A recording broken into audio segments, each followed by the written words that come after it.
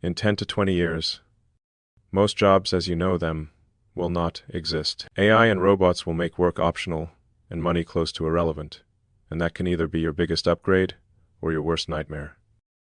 Here's how to not get left behind. When I say work will be optional, people think I'm joking. At multiple events I've said, probably none of us will have a job. Work will be optional in about 10 to 20 years. Money will stop being relevant if AI and robotics keep improving. What does that actually mean? Imagine a world where AI systems can write, design, code, negotiate, and plan better than almost any human. Humanoid robots like Optimus can do physical work in factories, warehouses, hospitals, homes, at scale. Autonomous vehicles move people and goods with almost no human drivers. In that world, almost everything you think of as work, mental or physical, can be done by machines. Food, housing, energy, transport, clothes. Almost all of it can be produced with very little human labor. If that happens, traditional jobs become more like hobbies. You do something because you want to, not because you must to survive. And if AI and robots are doing almost all the production, then the idea of earning money by trading your time stops making sense at scale. That's what I mean when I say work will be optional. Money will be irrelevant. But there is a catch. The upside and the threat. The upside of this future is massive. Dangerous jobs become automated. Mining, heavy construction, extreme environments. Robots can go where humans shouldn't. Boring, repetitive jobs disappear. Data entry, basic paperwork, routine scheduling, simple customer support. AI can handle it. Productivity explodes. One human directing fleets of AI agents and robots could do the work of hundreds or thousands of people today. If we manage this well, you get abundance of goods and services, a form of universal high income, where everyone gets enough to live, funded by an insanely productive, robot economy. But there's a very real threat. If you don't adapt, you can be totally displaced in a world that technically doesn't need you.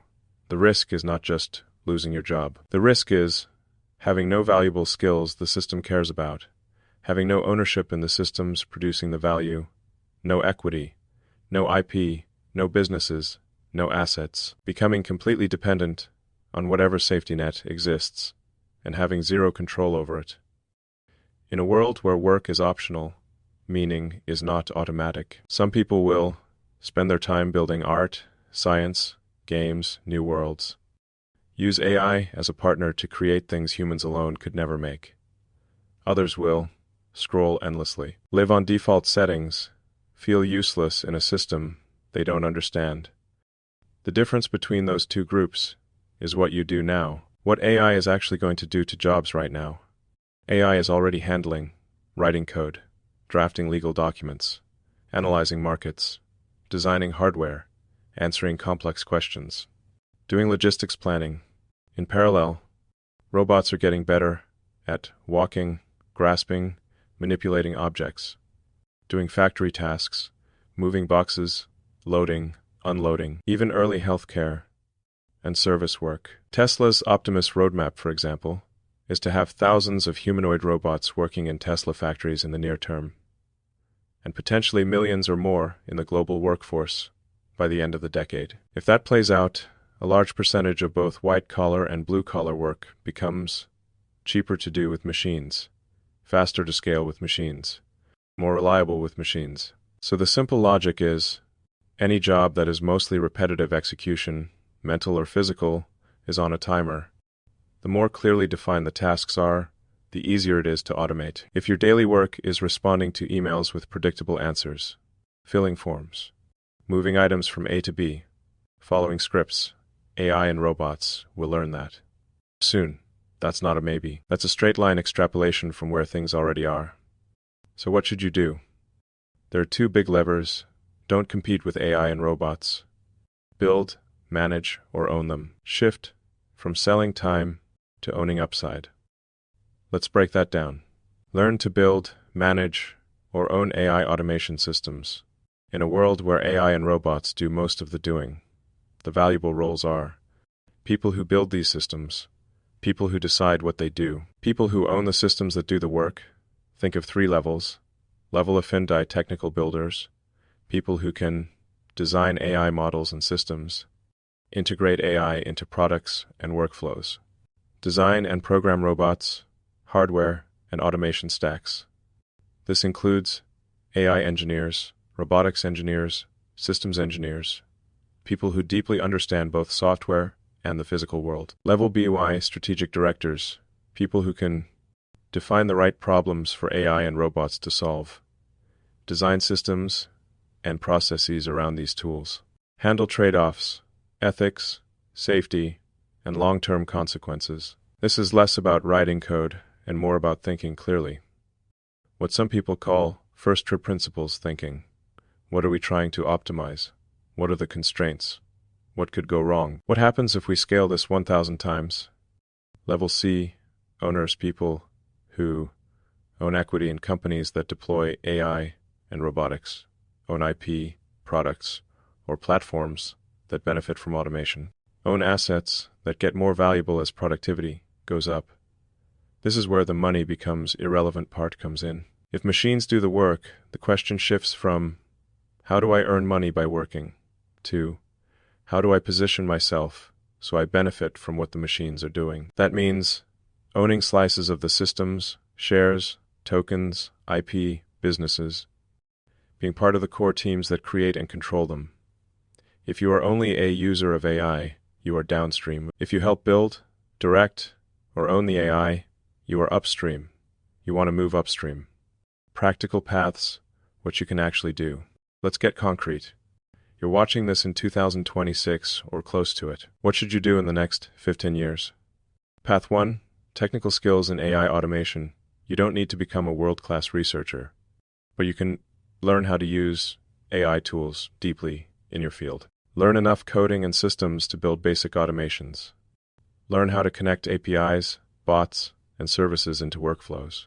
For some of you, going deeper into machine learning engineering, robotics control, data engineering, embedded systems will be the highest leverage thing you can do.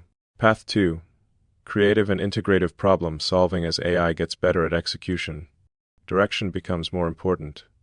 People who can understand humans and markets, ask the right questions, combine multiple tools into a coherent solution. See second-order effects and risks will matter more. This is not airy-fairy. It's very concrete. Product strategy, systems design, operations that blend humans plus AI plus robots, safety, governance, and long-term planning. Path 3, entrepreneurship in an AI robot world. The easiest time to start a company is when new tools let small teams do what only big companies could do before. AI and robotics are exactly that. You can build small but powerful companies on top of AI platforms, create niche automations and services that solve real problems. Use robots and AI to offer things that used to require huge headcount. The leverage is insane.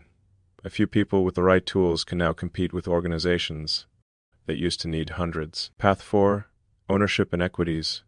If you're not an entrepreneur or engineer, you can still move upstream by investing regularly in broad indexes and in segments that benefit from AI and automation within your risk tolerance. Getting stock or options in companies building or deploying AI and robotics. Owning pieces of infrastructure, data centers, chip makers, automation providers, etc. The point is not bet everything on one AI stock. The point is, if AI and robots are going to power the economy, you want some ownership exposure to that, not just a salary denominated in an old model that may fade. The mindset shift. There's one more piece. In a world where work is optional, your main risk is not unemployment. It's aimlessness. If you wake up in a future where your basic needs are covered by some form of universal high income or high abundance, AI and robots can do almost any task you can name. You will face a different question: what is worth doing with my time? Most people are not trained for that question. They are trained to ask, what do I have to do to get paid? If you don't change that mindset, you can have all the free time in the world and feel worse, not better. So start asking now, if money wasn't a constraint, what problems would I still care about solving? What would I build just because it's interesting or beautiful or useful? What skills would I enjoy mastering, even if they weren't required? Ironically, the people who will do best in a work-optional world are the ones who already act like builders instead of just employees. They learn for the long term, build things on their own, take ownership when they see a problem, use AI as a partner, not a threat. You can become that person before the wave fully hits. So here's the summary. AI and robots are on track to make most work optional in 10-20 years. If managed well, that can make money and scarcity far less important. The upside is huge abundance and freedom.